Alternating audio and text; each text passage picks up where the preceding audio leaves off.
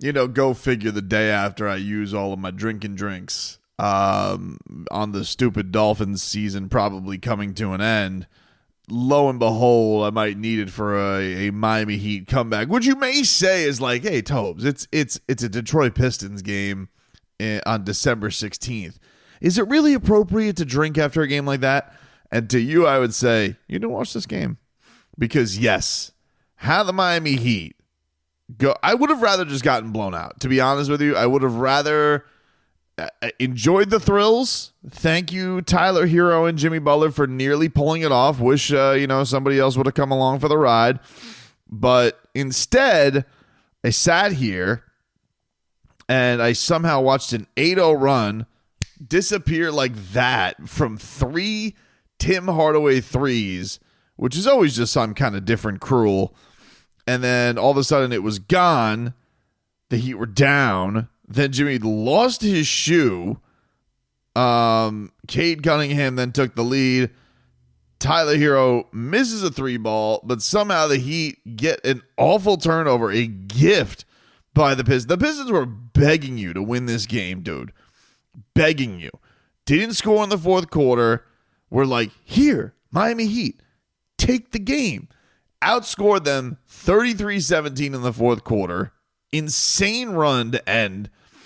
And Tyler Herro hits just an incredible 3, which he probably was fouled on. Probably should have gone to the line. Probably should have been a 4-point play. Jimmy set him up beautifully.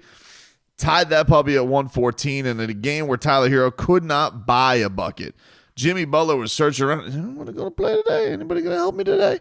Anybody? And it was not to be. It was not to be. Instead, the Heat go to overtime. They go on an 8-0 run. Rozier finds Bam for an easy bucket. Jimmy Butler scores. Duncan Robinson gets back-to-back buckets. You're up 122-114. I'm thinking this puppy's over. I'm thinking it's over. Credit to the Pistons. Credit to Tim Hardaway. Probably with a lot of those young guys seeing deer in headlights, the veteran stepped up for him. He also made the terrible play at the end that nearly blew it for him. But the Heat with 9.4 left, they get it to Jimmy Butler. He misses his initial shot. He's then fouled. They call it on the floor, so then the Heat gets a re-inbound it with like 6 seconds left. Tyler Herro comes flying around. He's got, I think it was Duran on him. Instead of trying to drive past the big man, he's not freed up at all. He just chucks up a 3, goes in and out. Heat lose. Another one in overtime to the Pistons this season. No Eric Spoelstra blown timeout this time, but they lose 125-124 in, statistically. I mean, one of Jimmy Butler's probably best regular season statistical games that he's ever had in a Heat uniform. 35 points for Jimmy Butler, 19 rebounds, 10 assists, and 4 steals, 1 block. He was incredible. And it's a shame that gets wasted. And it's a shame that Tyler Herro, though, you're going to look back on his stat line and be like, well, that wasn't a very efficient night. I mean, he caught fire at the right time in the fourth quarter. It's unfortunate now that the last shot. Can I tell you an annoying thing? Like, when I'm live tweeting during a game and I tweet out something like, boy f***ing wonder, because I'm watching a game. And then the jerk who comes back is like, nice overtime. Great. I hope you feel good about that tweet, dude. I hope you feel fantastic about that tweet. But, man, I thought we were about to have a moment. Like, I thought the Jimmy Butler no-shoe putback was going to be a thing. Bam is, like, kicking it all over the place in the paint. I'm just like, oh, my God. He wasn't good tonight. I really, I felt like it was weird because Bam, kind of came out, guns blazing. And he hit a 3 to start the game. He was looking good. He was kind of cooking. His jump shot looked smooth. And I mean, it was, I forgot he was on the floor the rest of the game, dude. He was, they really, and the thing was, there was a point where, Bam's trying to set him up, right after Tim Hardaway gets cooking, and he's just, kind of, in total robot setting up the shooters mode. And I know like Jalen Duren is no joke as a big man. Like I think he's a really talented young man. He's a mauler. I mean, but I don't know, man. This Pistons team, they give the Heat all kinds of headaches. It's a weird thing. No matter like over the last couple of years, Cade Cunningham has done fantastic against Miami. The team in general has done good against Miami, and they've either been like razor thin wins or razor thin losses. It's a weird thing. But yeah, the Heat needed more from Adebayo tonight. You know, Duncan had the overtime. He got off to a really, really slow start in this one. Drew Smith was like the only guy, you know, worth a damn off the bench, really. Kevin Love is in the plus, but that's really because he was on the floor for a Jimmy Butler run in the second quarter. Jimmy Butler had this incredible run in the second quarter because they just kept getting down 15 in this game. They were just lethargic performance by them in this one. And Jimmy had this incredible run that really sparked him. I think he scored 14 in the second quarter and, you know, finished the half with 21 points, you know, only down 4 at a point where Miami was, you know, kind of drowning, man. They were not playing good basketball. And Jimmy was just looking for anybody to come along for the ride. So I think that puts a little bit to the Kevin Love thing. But, you know, he said this interesting thing about, I'm not going to be useful for all 82. And I just like watched him in this game. And I'm just like, look at all these young dudes flying around Kevin Love. Like at one point, Duren just like puts a shoulder in him. He flies back and then just nearly breaks the backboard with a dunk. And then Holland's like flying around. I'm just like, you know, should Kevin Love be out here with all these teenagers at some point? Like, and I don't want to harp on this. This shouldn't be after that kind of game. This shouldn't be, should Kalel get some run? But like, should Kalel Ware not get some run in a game like that? There's no Nico. You had no Nico, no Pella. So your bench was depleted a little bit. Drew, I mean, what can you say? The guy continues to be an absolute friggin' menace. 6 steals tonight for Drew Smith. You know, he ends up fouling out on a call that was pretty dicey at the end, dude. I mean, they gave him that call and they fouled him out. They didn't give Tyler Herro the 4-point play. I mean, you tell me, you know, what to do there with that one. But it's actually interesting, like looking at the plus minuses right now on all the bench. Everybody on the bench was a plus except for Jaime. And the interesting thing is, if you look at Jaime's box score, you'll be like, he was kind of good tonight.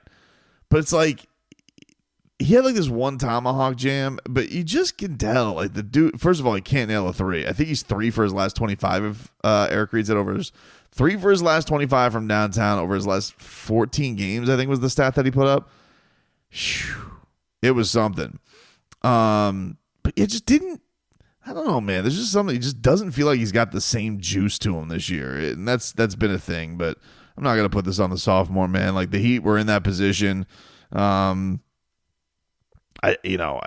don't know what took him so long to get that jolt into him, but it's a tough one. It's a tough one to bring yourself all the way back like that, and to not come through is disappointing. And people will go with the shot selection. I didn't really get it either. Like, you know, Tyler was the first guy to get open. He's got a center on him. He just feels like he's not going to get by him.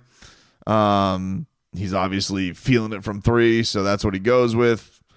So there's that. The Jimmy Butler putback, like, should have been a foul. Like, there's going to be ones you're going to be like wondering about. I think it'll be probably an annoying last 2-minute report. But on the other end of it, like, don't get down 19. What was the end up being the biggest deficit for the Heat?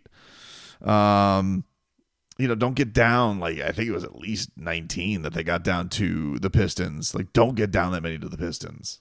You can't be sitting here and jerking around thinking like, we'll come by. We'll make it happen. Yeah, the Pistons' biggest lead was 19. The Heat's biggest lead in overtime was 8. Somehow they blew it. Wild, man. Tough night. Tough night for the Miami Heat. to bring it almost all the way back. Tyler Herro's been having these incredible third quarters. I mean, incredible second halves. But today it was the fourth quarter where he really, really shined. And then, Jimmy is another one too, where it's like this is the kind of performance where everyone's going to be like, this is going to be one of those where the Heat lost to the Pistons. It's going to be one of those that gets the noise kicked around a little bit, which is annoying, but it is what it is. It's a tough way to see your losing streak get snapped, because you're going to be kicking yourself to why you were even in that position as to where it was most of the game, where it's like, man, one of those just throw it in the toilet games. It's kind of what it felt like. Malik Beasley was incredible today. What was he from three today? Malik Beasley, 7 of 13 from three. Led them in scoring, 28 points. He was incredible. Triple-double for Cade Cunningham, 20 points, 18 assists, 11 rebounds. Azar Thompson did some really nice stuff. Man, he was flying all over the place. And then, of course, Tim Hardaway, who wasn't having an impressive game, but had a insanely clutch overtime. So, yeah, man, not a good feeling. Not a good feeling to lose that one. You got to now sit on this one for 3 days. And then, you're going to get revved up because you got a big one coming up on Friday against the Oklahoma City Thunder. There's no doubt about that. You got a monster game coming up against a really good Thunder team.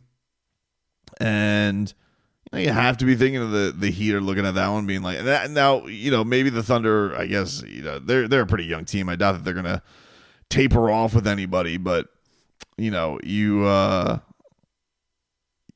have to look at that one and be like, all right, well, let's see what they got for this one upcoming Friday. But it was certainly disappointing to lose this one because it felt like it just felt like you had survived the storm, you got in the knockout, you had gotten off the canvas, and then you started hitting your own power punches.